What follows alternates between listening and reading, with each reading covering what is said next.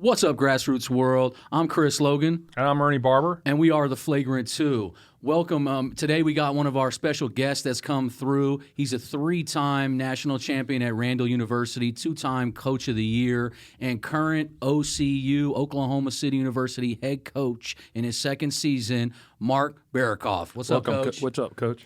Well, guys, this is quite an honor. I mean, look, we're so professional here. You guys are doing great things. I'm fired up to be here and talk hoops with you guys. No, we definitely love you coming through. You're a guest we definitely wanted to have come on. You have such a well-versed background. Like we talked with Coach Rowe on our last podcast. You're a guy that we definitely wanted to get on here and talk about just, all levels of basketball, things that are pertinent to our, listeners in the recruiting world, parents, players, prospects, whatever. Educate the masses. Educate the masses, and that's what we want to do. And tell us some basketball stories and some things to you. And talk about the Dodgers because, man, I want to talk about some Dodgers while I'm on here. Let's go. Whatever you want. So take us back, like we do with all of our guests, and take us back to where you first started in the basketball world and how you got going. And we talked about this earlier. It's a great question, Chris, to start off. But what made you realize like you love the game? Okay. Like what's that moment? Go through your history because we all kind of want to know. I want to know a little bit more about you as well. Well, this is I was thinking about it on the drive over here, and this is year 30 for me coaching. Wow. It goes back to like 1994. Okay. I played at Nebraska Christian College, and I decided I didn't want to live in Nebraska. I'm from Los Angeles. Yep. And my brother at the time was a sophomore in high school, and he was a top 100 player in the country. And I was like, I just don't want to miss my brother playing. So what can I do to stay around the game? And I ended up going, so I went back home and became the Sonora High School, which is in La Habra, California, the sophomore basketball head coach. So it's guys that didn't make the JV team and didn't play on the freshman team, so they were on the sophomore team. I took that job and ran with it. I treated it like it was the greatest job in the world, and I had the greatest time. And I'll go quickly through my history. I then, the next year, became the youngest head coach in Orange County at a school, Heritage Christian High School in California, and then moved on to Calvary Chapel Downey, where we won a California championship. And then I went and took my dream. How old were you there? Oh, boy. Under 25 or 26. Wow. Impressive. I had one of the best players in California history, and his name was Tim Drisden, played at Utah. Mm-hmm. Yep. And then I went to my dream job, Morro Bay High School, a school built on the ocean in San Luis Obispo area, and loved it. And my best friend talked me into taking this professional job in the minor leagues.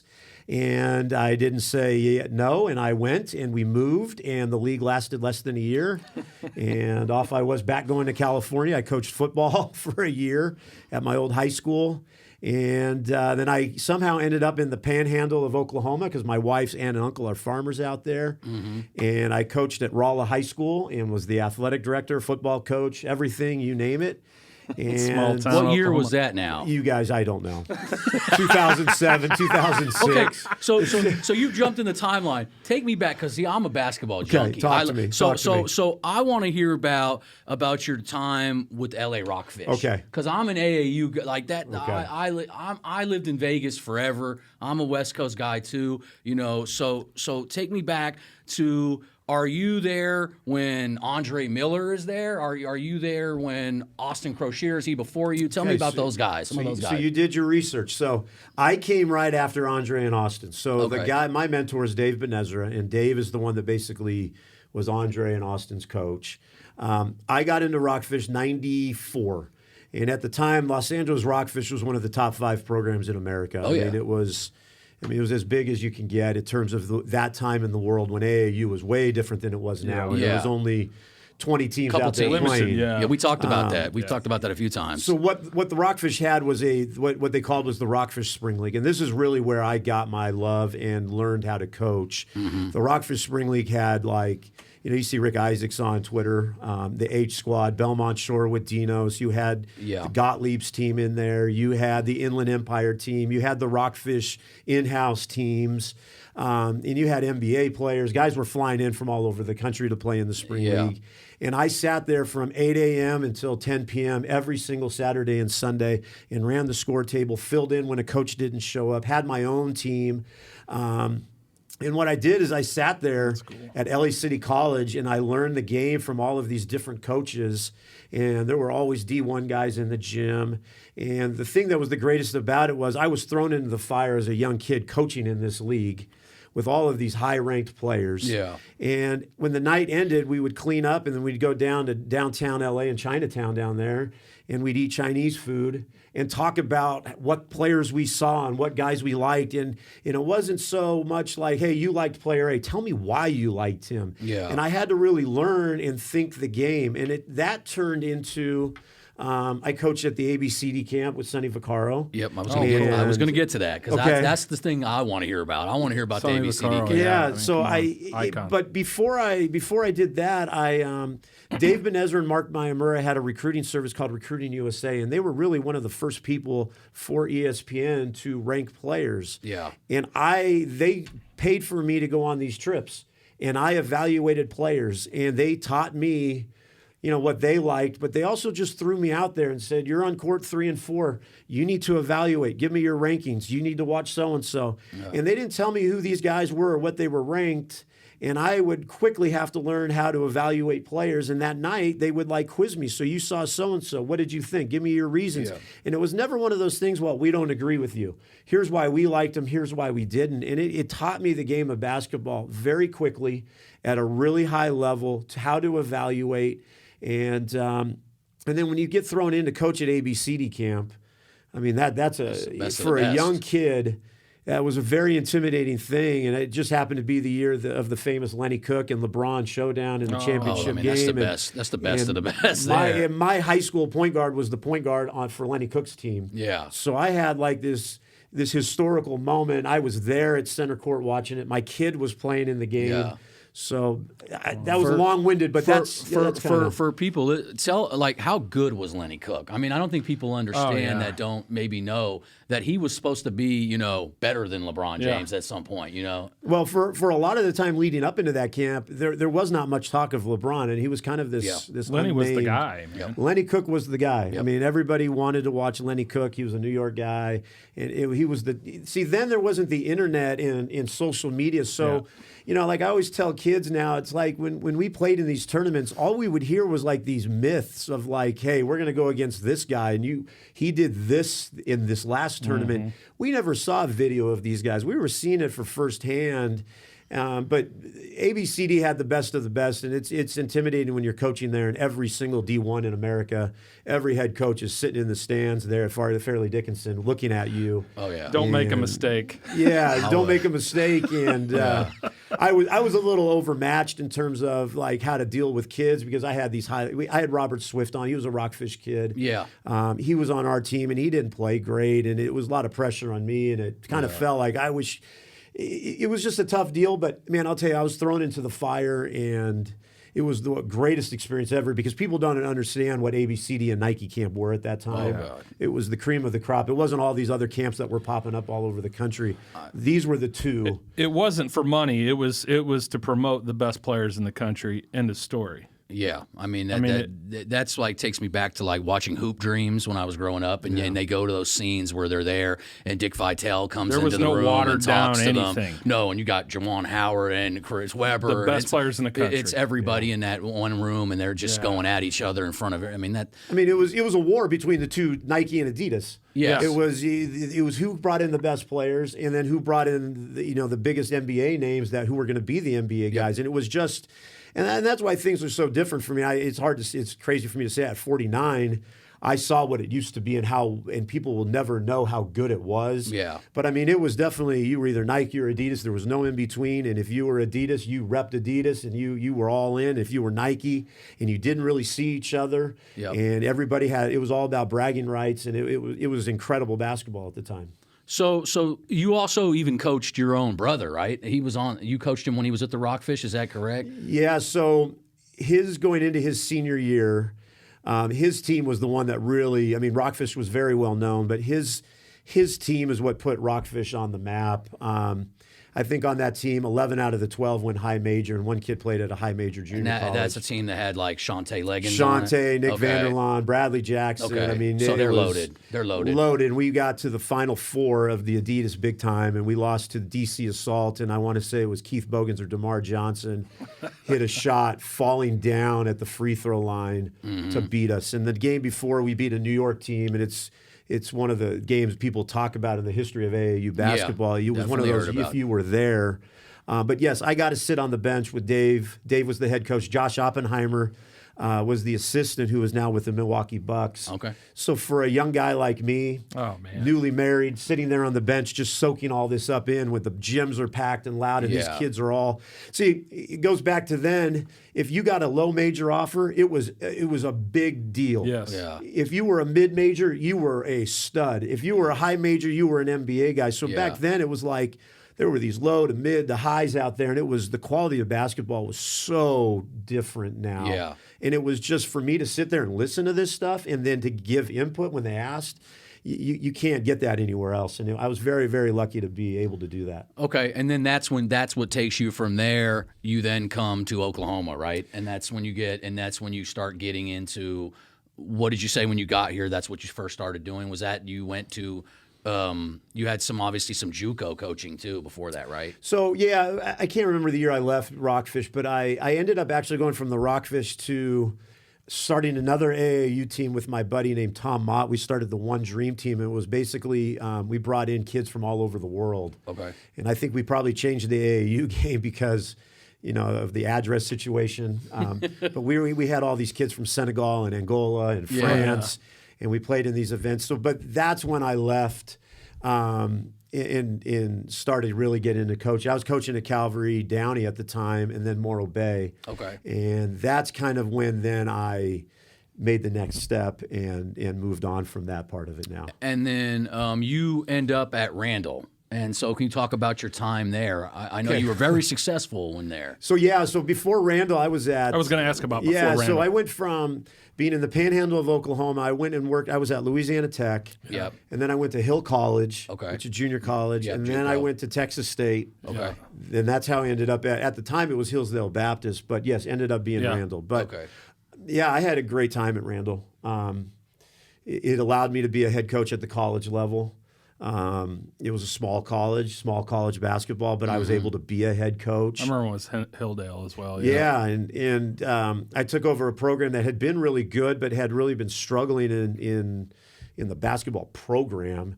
And we built it up to we played in 4 straight national title games, and we won 3, and we really recruited local really well and had some really good local kids, and it was a great experience. And it all topped off. We played Baylor on national TV and played them really well, and that's kind of where.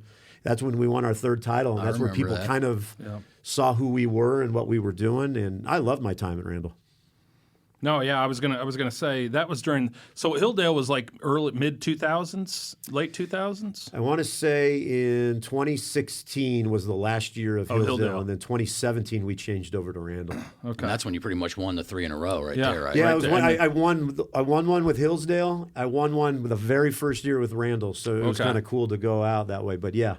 And then you transitioned, and then OCU was 2021, correct? March? Yeah, I mean, this is year 3, so whatever that would be. I don't know my math very well. Yeah, somewhere in there. I remember it was right after the COVID season I came in. Yeah, it was like a year after COVID, or March of COVID, or 2021, if my memory is correct. Yeah, because I remember having conversations with the previous coach about different players. Yeah. And that process, and then you came in, and then I was like, okay, I need to get to know this guy. So talk to us about OCU. I mean, obviously you've got your gear on here. We want to help promote the program. Thank you. So talk to us about your outlook, what you got going on. I mean, you guys you got a new floor, obviously from the issue flood, that happened there from the flood, and then the new digs that you got. Talk a little bit about that and what you're expecting for the year. Well, we're right in the middle of it, so. we are struggling right now. We're a very young team. I think we might have the youngest team in all of college basketball, regardless of the level. We play a lot of 17 and 18-year-old guys. We did start our season off beating the number 15 rated team in the country in the Masters. Nice. We just haven't shot the ball well. But, in terms of our outlook, it's hard to say. It's funny to say. I've talked about this before. This is a rebuild right now, and it's just beginning. I mean, when I took over the program, I kept the same guys that were on scholarship. I wanted to honor them for being in the program. And then last year, we kind of had a few of our own recruits. And so this is the first year with all of my own guys. And, a lot of people have gone transfer heavy and older guys. Yeah. At OCU, that's difficult to do. So we've gone with high school kids. Yep. And you're gonna be an up and down deal with high school kids playing 18 and 19-year-olds that are playing in a league full of 23, 24-year-olds that are D1 transfers. Yeah. Grown men. Yep. But we've decided to go that route, and that's how Oklahoma City is now, and it's the best way to do it. And I love our group. I love what the future holds for them. I think patience is a key for us, but we've got guys that are going to be there for 3-4 more years and are going to continue that culture, and it's going to continue to keep going. And that is kind of the reason why we did that. So I wanted to transition quickly away from OCU. Obviously, you guys just announced with Southern Ties going to be coaching there this summer. Obviously, I'm in the next pro circuit too. I'm excited about you guys being a Pro 16 team and having the opportunity to play you guys. Talk a little bit about that and how that happened, and your the future for that. I mean, talk about that a little. Well, bit. It starts with John Roby. We were an unlikely pair coming together. I just randomly went to a Griffin practice and was looking at one of their kids, and Roby and I just kind of hit it off. And I think not many people probably expected that. And I just really grew to like him. And when they asked me when I said, hey, I'll coach with Griffin, they gave me Roby. And I don't know if it was just by luck, but Roby and I quickly became really good friends. Things happen for a reason. Yeah, because I wondered how you guys got to meet anyways. I knew him just because he played at Oklahoma City. Yeah. And I had him in my phone because I got it from the previous coach, Vinay Patel, Yeah. and he said Roby would be a good guy to talk to. And we kind of texted. But that was about it. Hey, I'm going to come watch Griffin practice. Yeah. And it just led from there where he ended up being my assistant with that 16 and under group. Mm-hmm. And I learned very quickly. It was a great group. And I learned very quickly, Roby is not what he seems. I call him a mythical creature. His Twitter and social media is not who he really is. He's a very, very smart man in terms of basketball. He's a great person. He recruits well. He's great with the kids. He's very smart academically. He graduated from Oklahoma City with a high-level degree. I think he just has this other little side world of social media. And I looked completely past that and looked at him as the person. And he and I have grown to be very, very good friends. And I brought him on at Oklahoma City.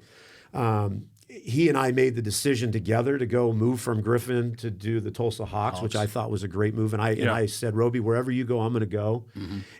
In getting to your Southern Ties thing, it just kind of happened that we knew a guy that was going to be heavily involved in that side of the thing. And Roby and I decided to do something together, and it's been great. I mean, he puts no pressure on me on anything.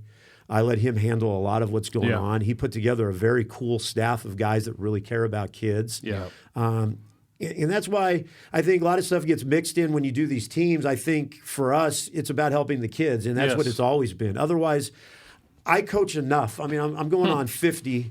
I've probably coached in 10,000 games. You and I are the same age. I'm sorry. I know I look like I'm 60, but no. You look young. But I coach a lot, but I want to help the kids of Oklahoma. I've been here now 12, 13 years. I love the state. I love what the state represents, and Southern Ties is a good way to stay involved in it. I don't know if I'm going to continue always to be the head coach of the 17s, but I love the program and the guys that he has brought in and the direction that we're going. So I'm excited about it. No, I'm too. And I think, you just hit on why we're doing this podcast is just helping kids. I mean, we're wanting to, having you on is talking about recruiting and that process, and we'll talk more about that here shortly. But that's really what we're trying to do is educate kids and parents on the process, on helping them what to do, how to do, and having coaches on to be able to talk about that is really what we're here to do, right? I mean, we're trying to promote. We're trying to talk about the game. We're trying to, tell our opinion of players and guys that are doing a good job and keep, look out for this kid or that kid. This kid's improving or whatever. That's helping these kids, promote these kids, but also having you on as an opportunity for you to kind of breathe life into these parents and kids to say, hey, look, these are the things that you need to focus on or things you need to think about. So, that's really what this whole podcast is for, really. And I think that, going further, whenever we have a coach on, I like to ask them, stylistically, are there specific things that you look for in kids that you guys recruit at your school? Great question. That is a great question. I think parents need to understand because I think a lot gets lost in the shuffle. Why don't you like my kid? Yep. It's not that we don't like that kid. Yes. It's I recruit for what we do and what fits our program. What your needs are, too, right? Exactly. We run a certain offense. Everybody knows I like to run the dribble drive in European sets. Yes. We look for kids that can play in that system. OCU is a very good academic school. Yeah. Academic kids. So one, it's hard for us to bring transfers in. We don't accept D's on transcripts. You have to have a certain GPA or you've got to go, it's hard to bring transfers in. So we look for kids that are very good academically. Yep. We look for kids that fit what we do. We don't just look for a kid and say, oh, I think he'll fit into our system. We want to find a kid that we say right now, wow, that kid really fits us. Yep. And it has way more to do with the basketball. I look at them on the bench, how they interact with their parents, how the parents are in the stands, how they are with their teammates, how they are when they walk to the van. Because we need good fits with our kids, our current, now we're recruiting, is that kid going to fit with our current guys as a person? Yep. I start with the person itself and then I go to the basketball. But for us, to answer your question, we look for kids that fit into our system, not a kid that we think we could make him into our system. We look for that kid really fits what we do. Square peg into the square hole. And that's why we love to do this, because getting coaches on, especially in the region, and them telling us, this is what I look for, it helps us when I get those questions a million times, like, why doesn't OCU, haven't they offered me? Or why hasn't Coach Rowe offered me at Western Oklahoma State? Or why hasn't Oklahoma State? And sometimes you could be at that level, but like you said, they may not fit what it is that you do. So your game may not be what they're looking for, or they may not have that position. They've got 3 guys at that position or whatever that they like and already fit that role. Yeah. So then to piggyback on that, in a sense, on the opposite, what we always want to ask coaches as well is, what is it that you see as the biggest hole, without going into like a 3-hour episode, of kids coming in their freshman year from high school? Like, what is it that they're missing the most that you think you could put your finger on? So I think kids in Oklahoma really need to go and do their homework on the level of play that's in Oklahoma. I don't want to say parents. I think in general, people do not understand how good UCO is, how good Southern Naz, 100%. How good the Sooner Athletic is, Langston and MacU and Oklahoma City. Yep. I don't think they quite have good USAO is. They need to go and watch these teams play and then say, can my son play here? Because if you go to the Sooner Athletic League, you're looking at all D1, D2 transfers. You're looking at older guys, 22, 23-year-olds. So to answer your question, strength is the biggest thing that kids don't understand when they come to a college program. Yes, they might have been lifting in the high school level, but when you get with a 21, 20-year-old, 22-year-old in the weight room, they're lifting as a man is lifting, not as you're lifting with 16 and 15-year-olds in there. The strength is the biggest. Every year, it doesn't matter if I've been at the Division I level or NEI, kids get into that weight room and then they look at the guy next to them like, man, this guy's really been in the weight room. Yep. And that's the one thing that I've noticed is the strength of an 18-year-old going against a 21, 22-year-old. It's a great point. I would say this too, and one of the things that I remember as a young player is when you get in, one, the strength, the athleticism, and then the amount of screens you run through. That's where a lot of the strength, you got to be able to get around, get over that. The margins are so much slimmer than they were in high school, right? It didn't matter if you played on a great team in 6A, in Oklahoma, good basketball, but the margins are just so much more. They're just slivers to get around and compete, and then get around screens and do everything that you're asked to do defensively to produce for your team. It's just it's a big step. Yeah. Big step up. And are you a proponent of the transfer portal? I mean, what is your feelings on that? I'm not I'm not against it. I'm not for it. I mean, it has helped us. We have gotten some very good high school kids from Texas, and and you guys know we've really gone in Australia and got some good kids. But I think everybody uses it differently. I mean, our league is very transfer heavy right now. It's a very older league, so our league has done a very good job with the transfer portal. Some coaches get to leave. I think players, I'm kind of with that on that side. The coaches can leave, so players can leave too. But no, I'm not against it. I think it's hurt a little bit. If you want to know the negative, to me, it's hurt a little bit because, as a coach, if you say something wrong to a kid, I'm just going to jump in the transfer portal. Or you really try to coach them, I'm going to go to the next program. Yeah. So in that aspect, yes, I think it's hurt. But there are also sometimes kids need to get out of their program and go do something differently. Yeah. But no, I like it because it's helped us. Because the route we're going with high school kids, the transfer portal has been good to us. So how'd you get tied into? You mentioned Australia. How'd you get tied into recruiting Australia? That was exactly what I was going to say. It originally started when I was at Randall. I had a kid from Adelaide, Brad Ficken, and we won a national title with him as a point guard. It kind of went from knowing the people in that part of the country and then me talking to a buddy saying I want to get back involved. And, you mentioned Shantae Leggins, and a coach at Cal Baptist, who our Rockfish people. I said, I got to get back into the game with the Australian kids because I really like the way they play. And, that's kind of the route we have to go.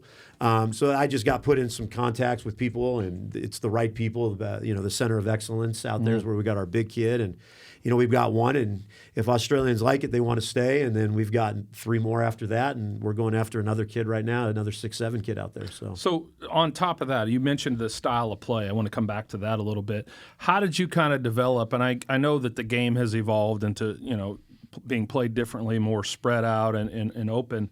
But how did you develop the system that you run today?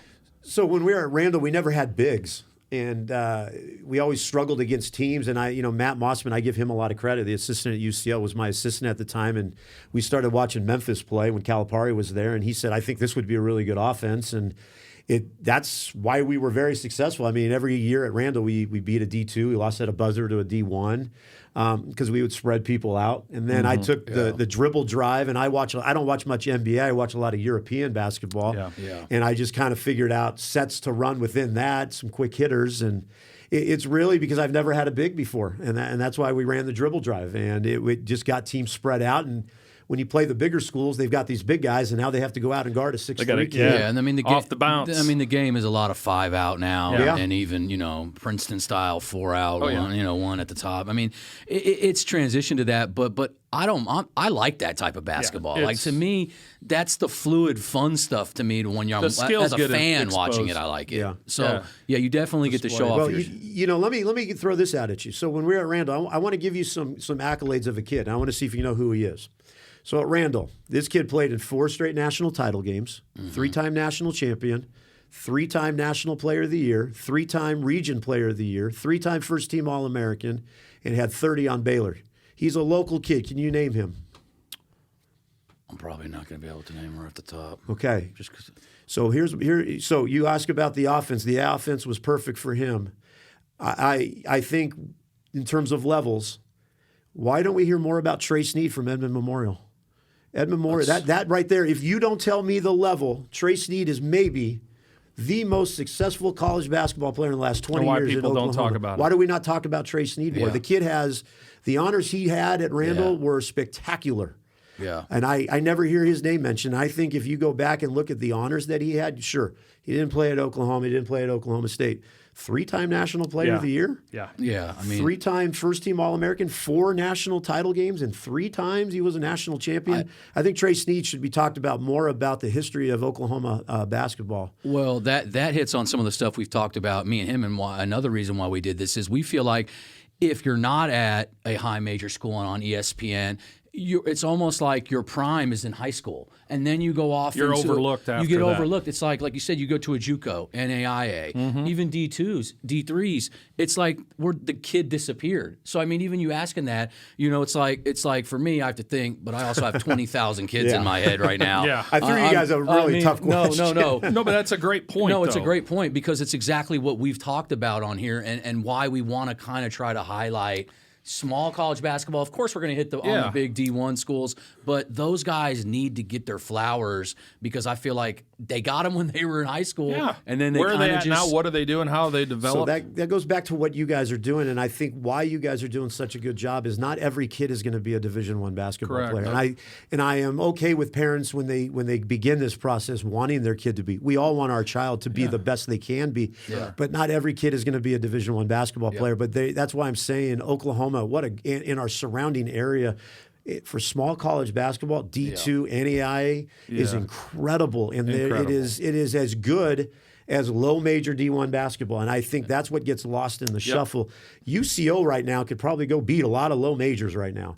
Langston could probably go beat a lot of low majors right now. 100%. The basketball we is talked very about that. good, yes, and I think that's why you guys, what you are doing, is so much more informative right now, and I think it's so good. So I really respect what you guys are doing. I appreciate that very much. Absolutely. I remember when I came in and you and I are the same age, but I came in the 90s, and I remember thinking, my God, the basketball here is unbelievable. People don't know. Like, I tell my friends, like, this is unbelievable. These guys are good. Well, look at the history of OCU. Yes. I mean, we were Powerhouse. Kentucky. You name it. We had every high major that was coming here. It used to be a D1, by the way. Yeah, for many years. What was it? 52 to 73, I think, or whatever it was. They were at the national tournament, NCAA tournament, 11 years out of those 20 years. Well, 85 is when we went NEI, but our best player at the NEI level is Eric Manuel, who was a McDonald's All-American and an SEC Freshman of the Year at Kentucky. I mean, it was basketball. You are correct. Frederickson Fieldhouse and the OBU and the Oklahoma Christian days. Yeah, I mean, those games were sold out, and it's just basketball is different now. But basketball was big time back then. Heck yeah, I just remember that because I went through it. I remember living it, and I just thought, my God, the basketball here. You may not have as many people, and you and I have talked about this on the podcast. You may not have as many people, but the basketball is just high level. Yeah, I think Oklahoma, like a lot of states that are small, it gets overlooked. And the stigma, if the stigma from some in the state is that it's not good, then what do you think it is outside of here? And I always try to change that narrative and say, you got to come here and see what we got. We got guys. There's guys at every level. Do we have a 50, high major? No. Sometimes we may only have 4 or 5 in each class. You got like 4 or 5 million people that even live in Oklahoma. Yeah, but we got a lot of kids that can play at different levels, and they produce at these levels all around the country. We love when they stay home, of course. That's what I specialize in trying to do is try to get these guys here. But there's great basketball being played here. You just got to get out. And so, like you said, the parents, the kids, they got to go do their homework. Go watch these games. Go out to Oklahoma City University. Go check out Langston right now. Go to the junior colleges and check them out. Absolutely. I mean, if you want your kid to be a D1 player, right? And then now with the transfer portal, it's changed everything. You can go anywhere, and if you produce, the opportunity is going to come to you. If you're good enough, you will get the opportunity. Absolutely. Oh, and we talk about if you're a freshman coming onto a college campus, most likely you're not really going to get to play. I mean, there's the outlier. There's the kid that's producing at whatever level, high major. You got a kid like Jacoby Walter at Baylor, he's stud. Yeah. You got guys like that. But you also have to look at guys on D2 campuses. They're all redshirting. Most freshmen are redshirting. Guys come into the NAI, they're redshirting. They're building their bodies, getting stronger because, like he said, they're going up against 22 and 23-year-old grown men. That is just another level. And learning a system, like Coach was talking about earlier, that is not a system they grew up in. It could be a completely different system. That's the other part of it. Is when you may have ran 10, 20 sets in high school, maybe. And if you were the best player, which if you're playing college basketball, likely were the best player on your high school team, you got a lot of latitude to do a lot of different things in that offense that you ran. Where in college, it's like you're lucky to get on the floor. First, you got to learn how to run over screens and play defense and get your body right. As a freshman, so in 12 months, you got to figure out how to get your body there. Then you got to learn the offense and the sets, and you may have to learn multiple positions. No doubt. In those sets, which are not going to be 1 or 2 or 5 sets. They're going to be many, many more. Many more. Yeah, and I think freshmen coming into the college level, they are the freshmen. They're the best team. They're the best player on their team. But when they come to the college level, every freshman that there was the best player on their team, starting all over, and sometimes a way better freshman player than the kid that he. It's there's levels to it. Yes. And freshmen, I think everybody thinks I can go in and play. Yeah. It's just not that way. And you could use us as a great example. Oklahoma City, we're struggling because we're young. We start a freshman point guard, and he was the best player in Salt Lake City, and he's going against guys that have played 3 years of college basketball, and it's just a different. And he might be better than some of them, but college, when you have college level experience, it's tough as an 18-year-old. Absolutely. I mean, and like I said, when you throw in the knowledge of what the coach is looking for, the trust the coach has in that player. Yep. It's that there's a lot that you have to overcome and learn, and it's just there's a lot there. I remember going through practices and going, I'd have this lost look on my face, like I don't even know what set we're running, right? I mean, there were plenty of times where I'd be like, oh my God, coach. Well, you guys, so college is. You're practicing probably longer than you've ever had. Yep. Every single rep, somebody is trying to beat you out, or somebody's trying to keep their job. I always tell our guys, and there's a lot of places where guys have different whole mindset, have families. Yeah. They're trying to figure out a way they're going to make money, pay for rent. Yeah. And then you're the 18-year-old going against that, where every rep for 2 hours, this guy's going as fast as he can. Yeah. And then you go to the weight room. It's real life. It's real and then life. that guy's going crazy in the weight room, and then you've got to go to study hall, and then hit the calf, and then study, and then do it all over again. Oh my gosh. It's a whole different world. And I think that gets into what coaches are looking for when they go to. It's not just that you can play basketball. Yeah. It's the stuff off. Can you manage everything? Can you manage life? I mean, because are you ready to come in and we're going to give you this scholarship, we're paying all this money, and you're away from mommy and daddy for the first time, and life is not so easy. And what's the cost to go to school at OCU? It's not cheap. It's not cheap. It's not cheap to go anywhere. No, it's not cheap to go anywhere. But I know for OCU's on a whole nother level. You're talking about academics and everything else. The costs. You're getting paid for that. This is grown man stuff. Yep. Right? Yeah, You're talking about going to class if you're taking, and a lot of times doing 12 to 15 hours, maybe 16 hours depending, but most probably freshmen do probably 12 because they're acclimating. But then you have all these other things, weights. We used to swim. We used to have to go swim too. That was weird. But it developed us. But you have study hall, you have all these things, and then there's always that class that you struggle with. So you got an advisor or somebody trying to help you with that, or somebody, and the professor doesn't care that you're an athlete. Correct. Correct. And then you got to travel on top of that. Yep. So let's say, you've got a game, you've got a weekend tournament, you're playing 2 games over the weekend, you're traveling on Thursday, you're not there on Thursday or Friday, you're trying to figure out what you got to do in class. I mean, this is stuff that, coach lives it every day. He's like, well, and then there's kids that struggle, and they're like, hey, I'm struggling because I'm a freshman. Yeah. But it goes back to what you guys are talking about. And then, but yet the high school player thinks, well, I've got a 3.0, and I kind of show up, and it's the head's going to spin when they get to the next level. Yeah. I don't think high school kids understand really what they're in for. Nope. It doesn't matter what level you're at. You could be NCCAA all the way up to a high major, and it's still going to be a lot of time requirement. No, and I think that's absolutely the premise of this entire podcast, is exactly what you just said right there, and the coaches we've had on before. It's literally, let's try to inform the best way we can, and hopefully that they can listen and hear it right out, of the coach's mouth, and see, like, this is a full-time job when you get to that level, and it just so much that comes with it. So it's really refreshing to hear it, and I hope that prospects and their families will heed the advice from the coaches that we have coming on here. Yeah, no, this has probably been one of the rawest conversation we've probably had in terms of the process and what goes into it. Yep. I mean, we've kind of unpacked it here. And the process is, parents need to know, because I get it as parents. I mean, you look at your son or daughter in a certain way, but they need to know that, like, it's a very tough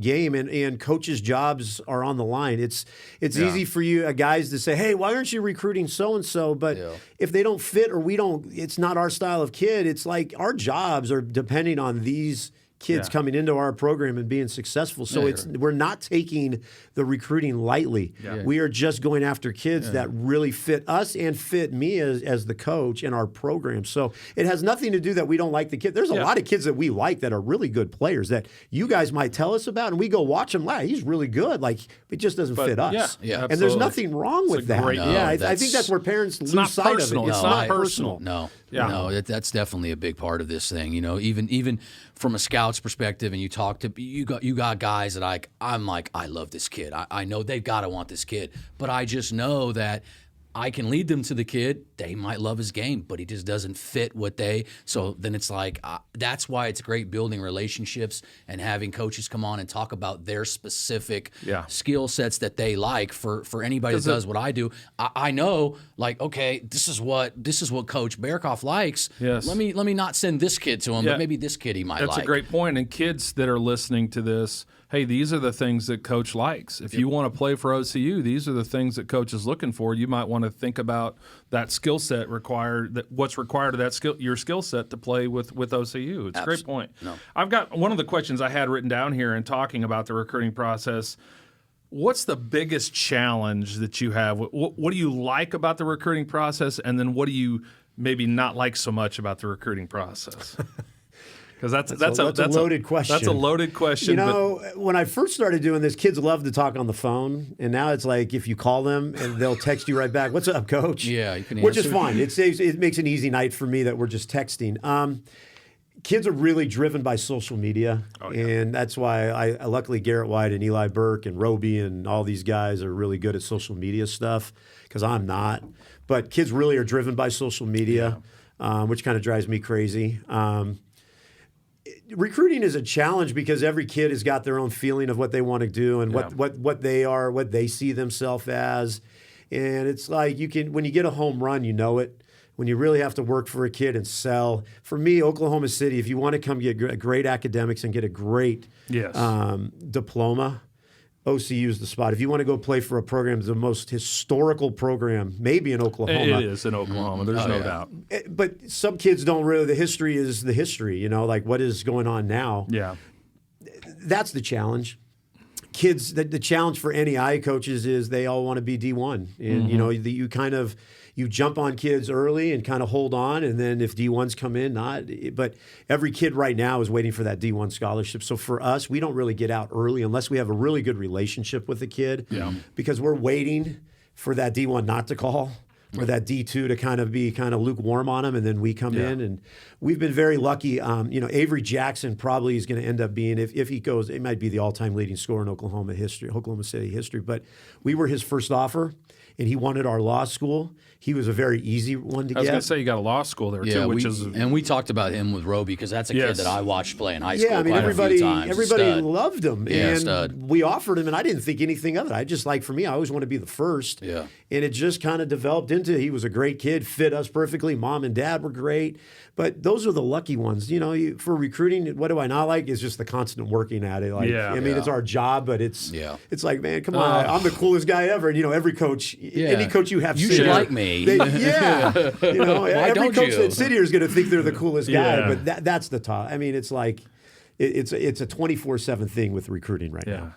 Yeah, I mean, with social media and the pressure and trying to win and all the things that go into it, and then everybody else doing the exact same thing you're doing. I mean, you're in there's a pile of people that are looking, and then now that you've got these basketball circuits that are popping up, and all these players are getting exposure, and their kids have this feeling that they're sometimes maybe bigger than they are, and so they're waiting for this, and this, and they've got their list of schools that they want to go to, and the top ones are always the top ones, and when they finally realize, okay, that's not realistic, and then it makes sense to me. I always want to ask that question because it's a challenge, and the work that you do is, I mean, for these guys out there that work really hard, it's I like people to hear that because I think it's important for people to understand the time you put in and the effort you guys put in. Yeah, my assistants Garrett and Eli work all the time on it. It's an everyday thing. Now, right now, we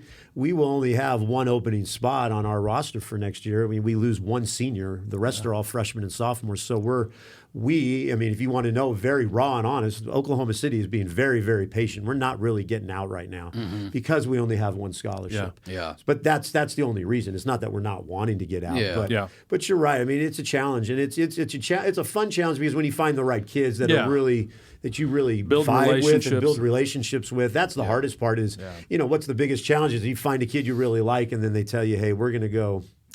We're going to go here. Yeah. And it's like, man, we put in 8 months, and I thought you really liked us. That's the hardest thing. Coaches have to really be able to handle a no.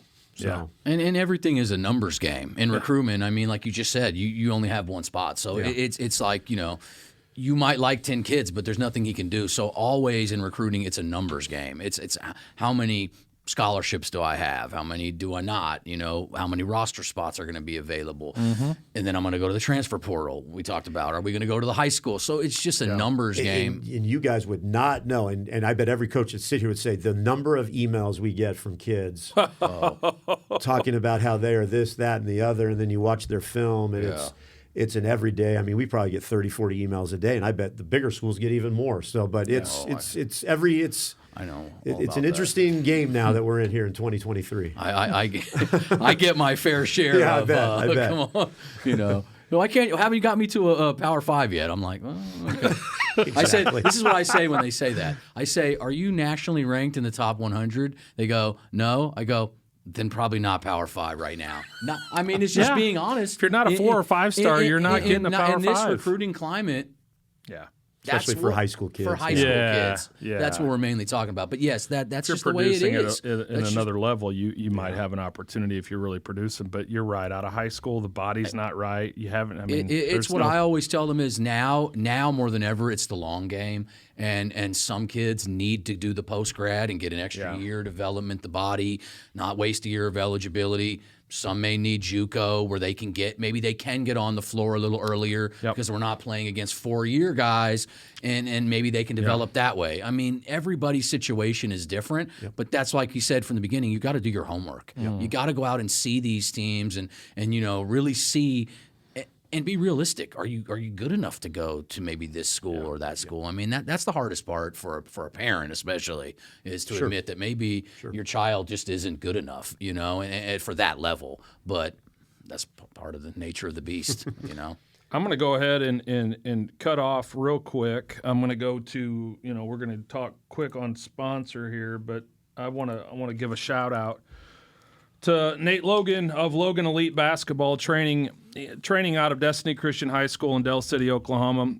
He provides affordable group and individual training options every week. Logan Elite Training aims to help players develop their skill sets, basketball IQ, confidence, and ultimately help them become more prepared for their current teams as well as for the next level. Logan Elite currently trains some of the best high school and junior high players in Oklahoma, including the number one player. Visit LoganEliteBasketball.com or message him on Instagram at Nate Logan _ Logan Elite for some information on how to get signed up. Want to give a shout out to Logan. Nate does a great job of developing kids and working with kids and building relationships and building their skill sets. And we talk about what we're doing on this podcast to try to help develop and promote players. Nate does a great job of teaching and promoting players and getting them ready for the next level. So shout out to Nate for the sponsorship and for what he's doing to help players every day. So speaking of his number one player is a guy that you know real well, and that's Dayton. Yeah, Dayton. So you know all too well about him. Yeah, man, that kid's on fire. I mean, it's starts off the year dunking on somebody right out the gate. I mean, it's just like, what? Come on, man. And like now we transition from. I want to go back to some of the stuff that I know he did that isn't school related, like slam ball. Okay. Tell me how you got. I just want to know how you even got into that. Okay, so because I used to watch that back in the day on Spike TV. I was lined up watching when it first came out. I was like, "This is amazing! Like, I'd love to try this." Right? Yeah. So tell us how that went. My best friend Hernando Planels told me on a random day. He goes, "I'm going to this tryout for slam ball," and I'm like, "What are you talking about?" Yeah. he goes, yeah, we're standing in line. We've got to go out there and do all. And it came to find out, I was just listening to one of their podcasts that they actually had to go through the tramps and jump around and anything. Well, anyways, it didn't surprise me. Hernando gets the job. Yep. And, I go to all the first season, the tapings, and I'm like, this is cool. And he goes, yeah, there's going to be an expansion teams. I'm like, how do I get an interview? And it turned out I went for the interview, and I think it was like me and Spud Webb, and I can't remember the other guy. But cool. Myself, Xavier McDaniel, and my Jelly gosh. Bean Bryant got the job. Yeah, I remember. It was all NBA guys. At Yes, the and then time. there's Yeah. me. And then there's me. So, yes, I was the Bandits expansion head coach. And then the next my year, gosh. I was the Bouncers co-head coach with Hernando and Rocket Ishmael. So I did 2 my years God, of all these slam ball. people. Yeah, I did 2 years of slam ball. And now, did you ever try to? Did you No, get out on the no, trampoline? no, Never. no. Not just. I'm gonna. Not Just, even I gotta once? dunk this. I gotta just throw this It was down. very enticing, but I was like, the last thing I'm going to do is get hurt, embarrass myself, and then have to walk around on crutches. I'd have no teeth, man. I'd come at that rim like this, and but- it just clunk. That turned into Hernando getting Coach Carter. He was the sports choreographer for Coach Carter. we Which were actually then, gonna bring that up. Here in a Yeah. minute. Oh, okay. Well, cool. Well, he brought me in on that, so we trained him for a long time, and then I got put in the movie as a thank you for.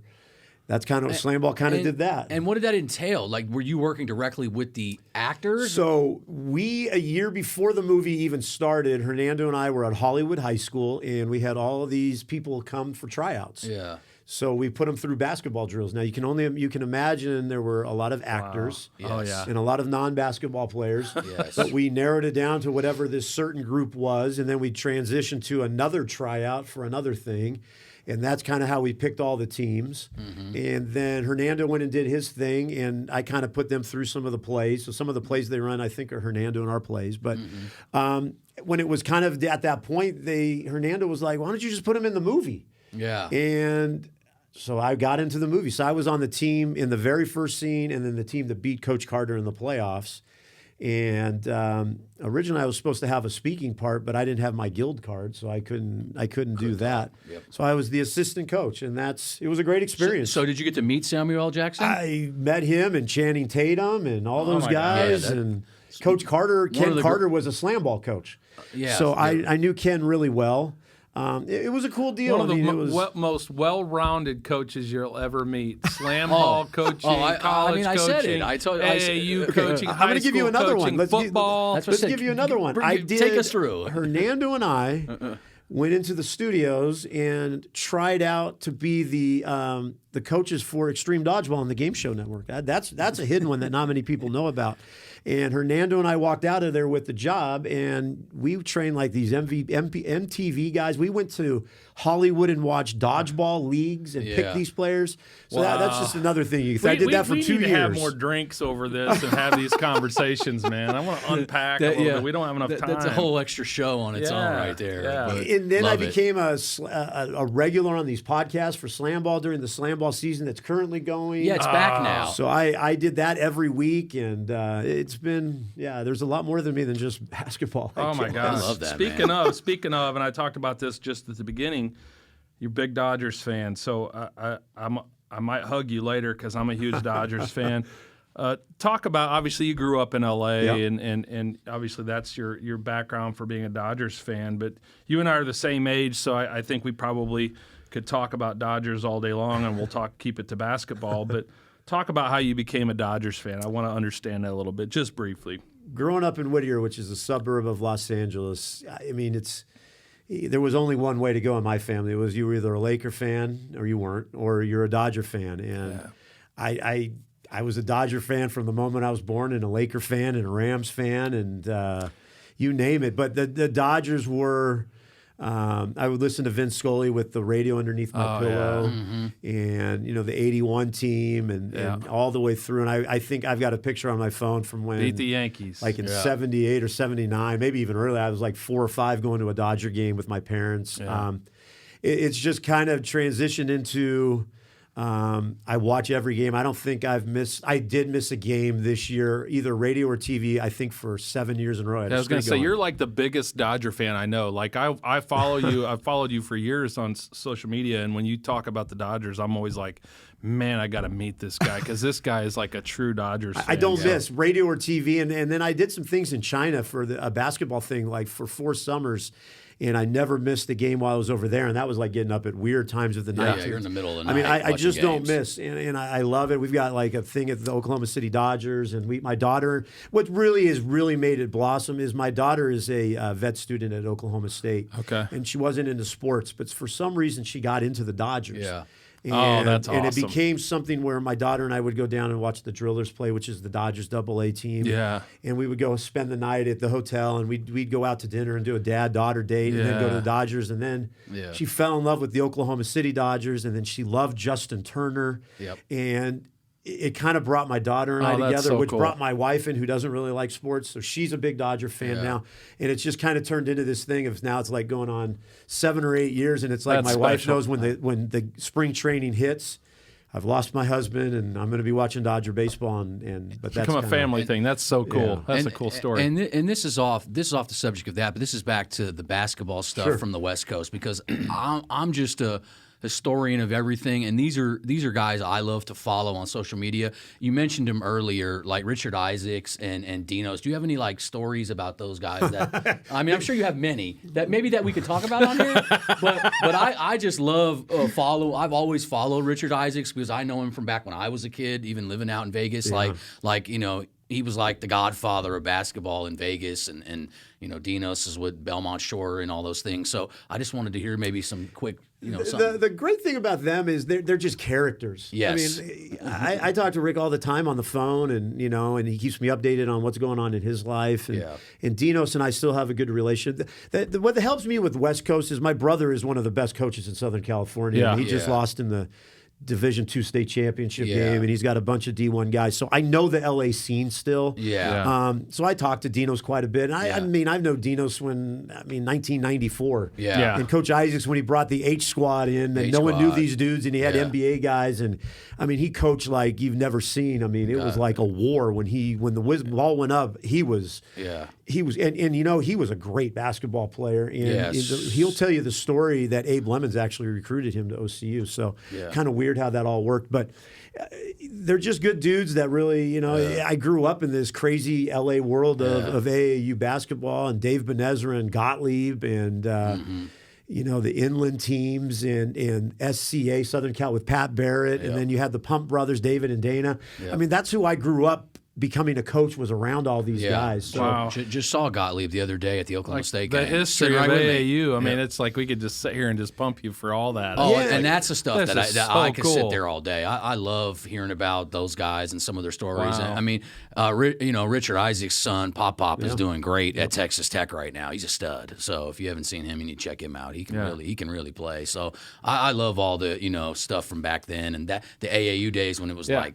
The real, yeah, it it's was real. Yeah, I mean, I saw Kobe Bryant play, LeBron play, Yao Ming at Nike camp. I mean, I saw all these guys before they were anything. And it's just the AAU world was just different. There wasn't, and I don't mean any disrespect towards this. I get it. There wasn't the neighborhood teams. It was like you either were Adidas, Nike, and you played for the Pumps, and then that was it. Only the ones that had the high end were going to be playing at AAU. Yeah, that's how it was. I mean, it was tough to make a team. I mean, if you wouldn't didn't make a team played, if you weren't an NBA or a high, no, you D1 played type in some player. type of league play or something like that. If you couldn't get on one of these major that's fine. teams, Things are just different now. But what I grew up in, it was just very select, and it was like you walked into the gym and were like, holy cow, and then 5 years later you see this guy on TV, and it was just it was just different. It'll never be that way again, and us older guys are always going to say that, and the newer guys are going to say, well, it's so good now, and you know what, it is really good. But for me as a just in 1995 and 96. To be where you were at, to be able to see it. Yeah, You had it was- great well, seats I to mean, see it. and for me personally, I could just pick his brain all day because that late '90s, middle '90s, late '90s era in California, in those West Coast, it's just loaded with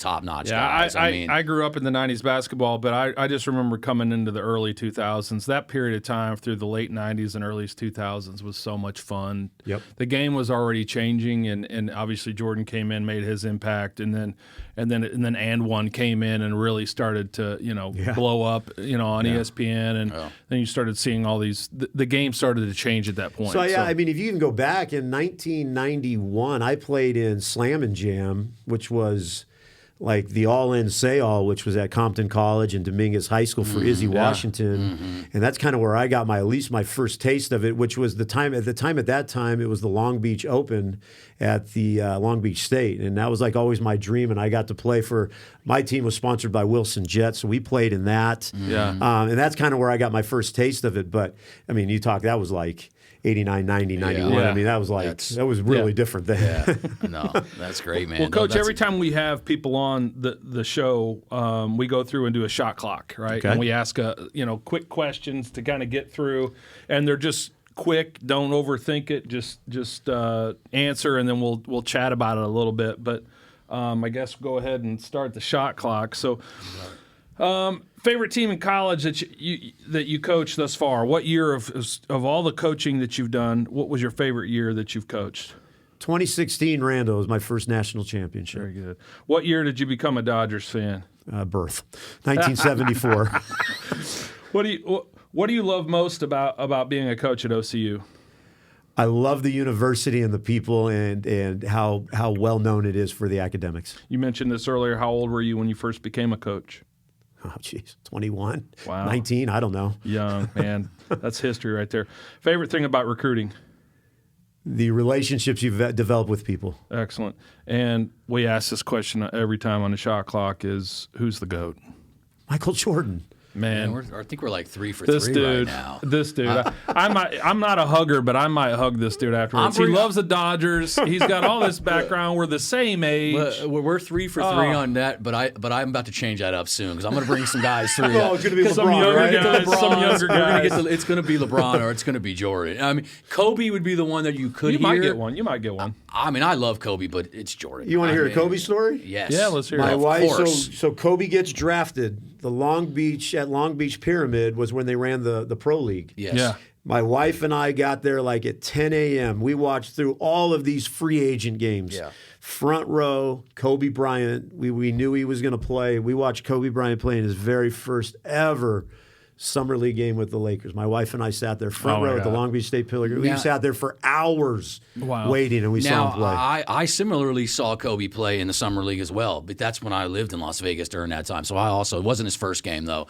Might have been second or third game, and I remember it like yesterday. And also went to tons of Laker games during their three-peat, and so Shaq and Kobe were idol, and Rick Fox and Derek Fisher. That whole period of the Lakers was for me. I mean, obviously their dynasty started way before that, but that's way before my time with Kareem and my time, Showtime, baby. yeah, Showtime, Laker, baby. Worthy and Magic and all that. Byron Scott, come on, man. So you have 24 seconds. You don't do a 24 second?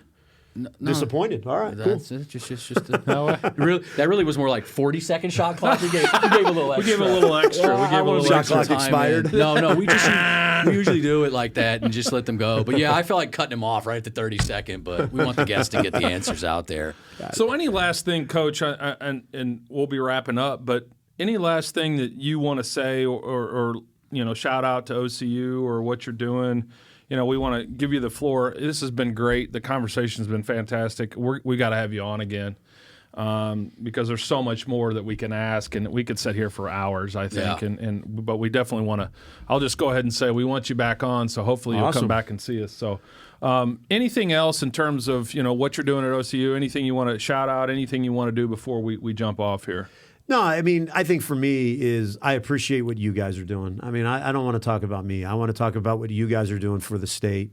I think a lot of people have said it, but I think our state's lacking in a lot of things. And now that I've been here, I mean, I'm a Californian, but my wife is an Oklahoma girl.